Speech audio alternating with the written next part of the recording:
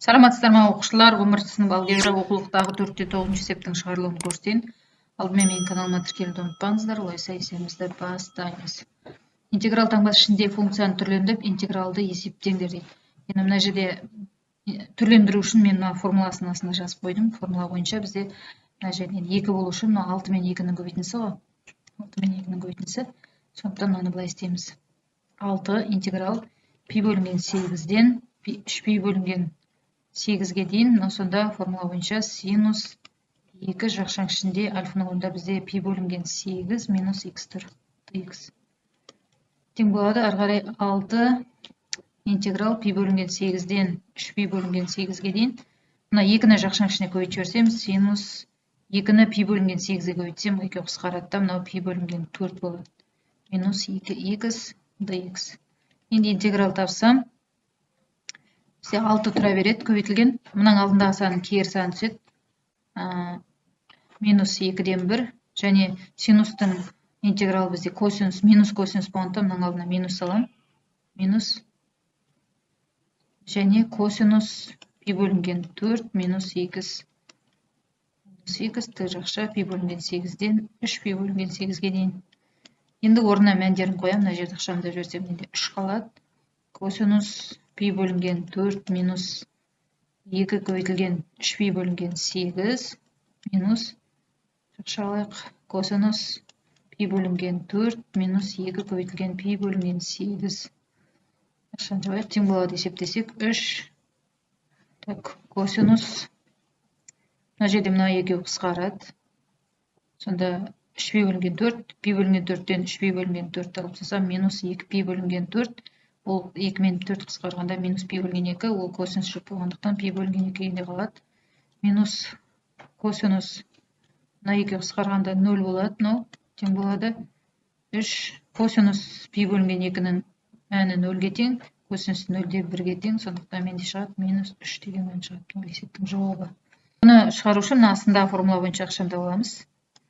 Болады интеграл пи бөлінген 6-дан пи бөлінген 3-ге дейін. Косинус 2 жақшаң ішінде x қосылған пи бөлінген 3 dx болады. Тең болады интеграл пи бөлінген 6-дан пи бөлінген 3-ге дейін. 2-ні жақшаң ішіне көбейтіп жіберем, сонда косинус 2x плюс 2 пи бөлінген 3 dx. Енді интеграл табамыз. Мұның алдында сан кері сан түседі. 2-ден 1 косинустың алғашқы функциясы синус 2x қосылған 2 пи бөлінген 3. Т жақша, мынау пи бөлінген 6, мынау пи бөлінген 3 болады. Тең болады 2-ден 1 жақшаң ішінде синус 2 көбейтілген пи бөлінген 3 плюс 2 пи бөлінген 3 минус синус 2 көбейтілген пи бөлінген 6 плюс 2 пи бөлінген 3. Тең болады есептейік. 2-ден 1 көбейтілген, мына жерде синус 4 пи бөлінген 3 болады, минус, мынау синус, мына 2 қысқарады 3, сонда 3-тен 3, 3 пен қысқарады, сонда синус пи болады. Так, 2-ден 1, синус 4 пи бөлінген 3-тің мәні, минус 2-ден түбірасында 3-ге тең, минус синус пиді 0-ге тең. Сонда менде шығады, мына 2 көбейтіліп кетсе, менде минус 4-тен түбірасында 3 деген мән шығады екен. Бізде есептің жауабы болып табылады.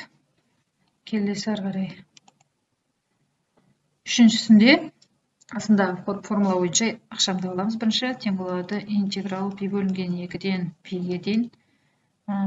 Так, 2-ден 1 жақшаң ішінде косинус альфаның орнында мынау, ветаның орнында мынау тұрса, екен бір-біріне азайтса, менде минус x косинус жоқ болғандықтан плюс x болып кетеді.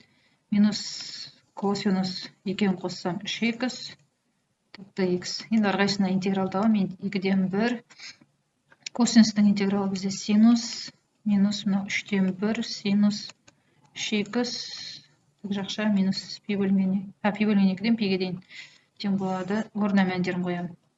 Так, 2-ден 1 бірінші синус пи болады, минус 3-ден 1 синус 3 пи болады. Біріншісін қойдым, минус енді екінші пи бөлінген 2-ні қоямын. Синус пи бөлінген 2 минус 3-тен 1 синус 3 пи бөлінген 2 Шақшаң жабам, тең болады. Есептейік. Так, 2-ден 1. Пидің мәні бізден 0-ге тең. 0. Так, синус 3-пидің мәні де 0-ге тең.